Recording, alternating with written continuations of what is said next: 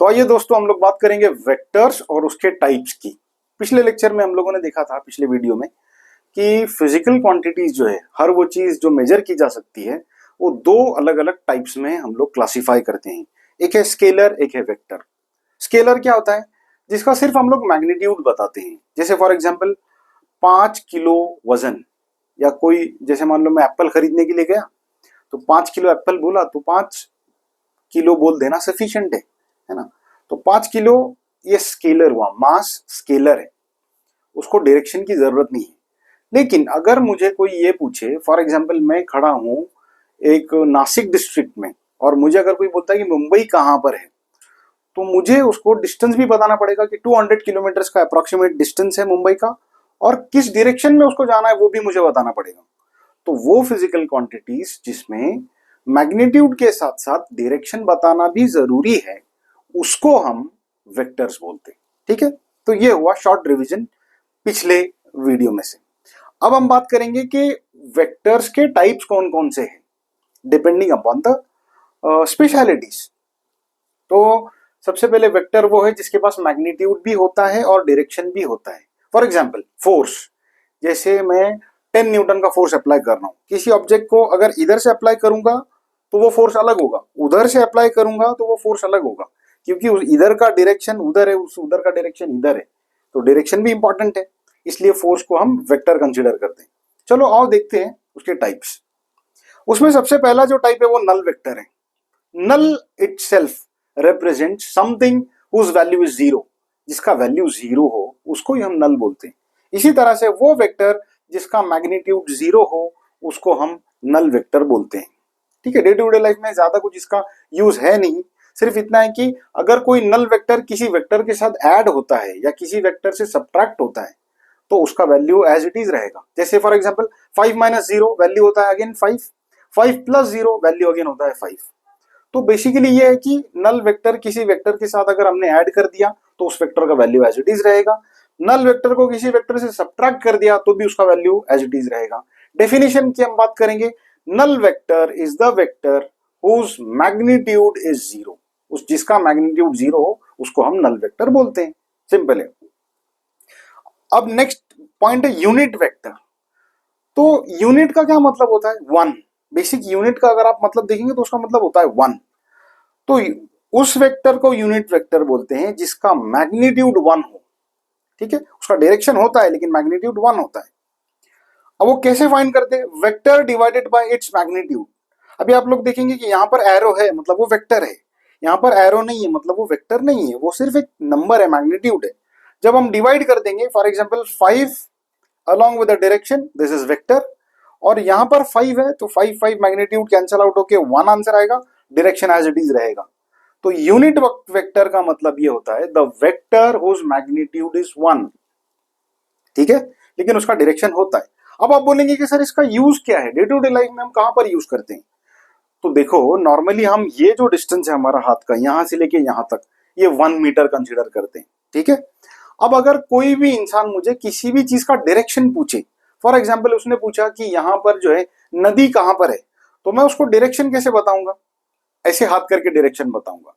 मतलब ये जो मेरा लेंथ है वो लेंथ सिर्फ डायरेक्शन बताने के लिए इस्तेमाल हो रहा है, डायरेक्शन बताने के लिए यूज हो रहा है, उसका वो नदी के डिस्टेंस से कोई लेना देना नहीं है, क्योंकि यहां जहां मैं खड़ा हूं वहां से लेके नदी कितने दूर है वो बिल्कुल भी इसमें रिप्रेजेंट नहीं किया जा रहा है।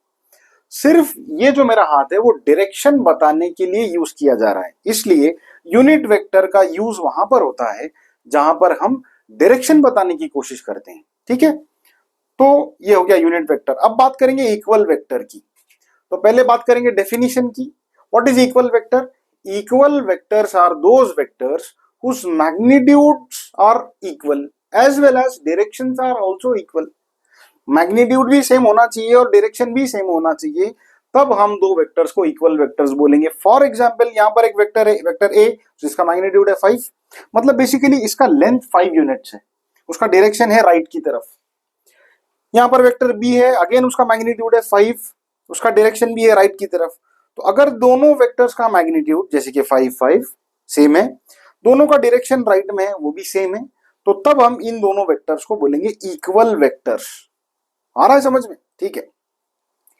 अब नेक्स्ट आता है अपोजिट वेक्टर। हम किन नंबर्स को अपोजिट बोलते हैं? जैसे 5 और -5 ये अपोजिट नंबर्स हैं, राइट? +6 -6 ये अपोजिट नंबर्स हैं। मतलब ये कि उनका मैग्नीट्यूड सेम होना चाहिए और साइन अपोजिट होना चाहिए। मतलब ये कि अपोजिट वेक्टर्स वो होंगे जिनका मैग्नीट्यूड सेम हो लेकिन डायरेक्शन कंप्लीटली अपोजिट हो। तो ये मैंने रिप्रेजेंटेशन के लिए यहाँ पर ड्रॉ किया है।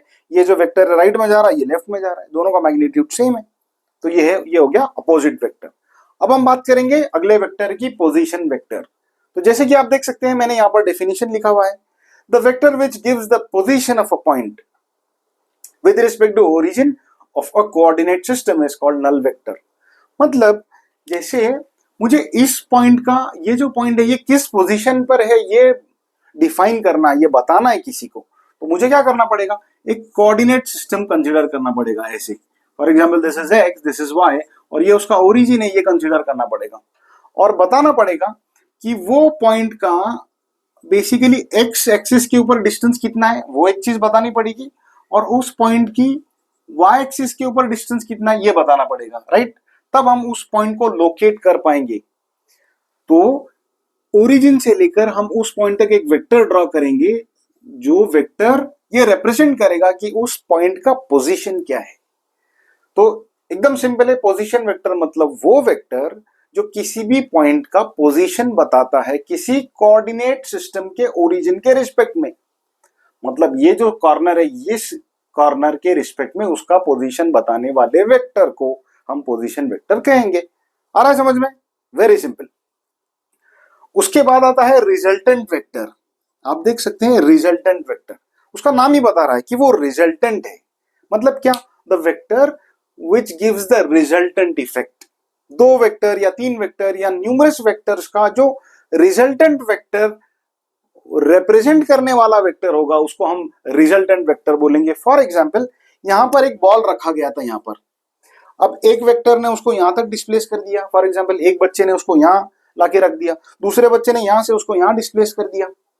मतलब फाइनली बॉल जो है वो यहां से यहां आया, यहां से यहां आया। अब अगर हम लोग देखेंगे बॉल का इनिशियल पोजीशन तो वो ये था, बॉल का फाइनल पोजीशन ये है। मतलब इस तरीके से अगर मैं ड्रॉ करता हूं वेक्टर सी, तो basically vector C is the resultant of vector A and B. आ रहा है समझ में? तो रिजल्टेंट वेक्टर वो होता है जो दो या तीन या न्यूमरस वेक्टर्स के रिजल्टेंट इफेक्ट को रिप्रेजेंट करता है। आ रहा है समझ में? ठीक है। तो आप लोग जो है ये हमारे डिस्कशन को वीडियो को पॉज करके इसका आप जो है स्क्रीनशॉट ले सकते हैं ताकि बाद में आपको रिवीजन के लिए आसानी हो। ठीक है, तो मैं थोड़ा सा साइड हो जाता हूं, आप वीडियो को पॉज करके इसका स्क्रीनशॉट ले सकते हैं। ओके।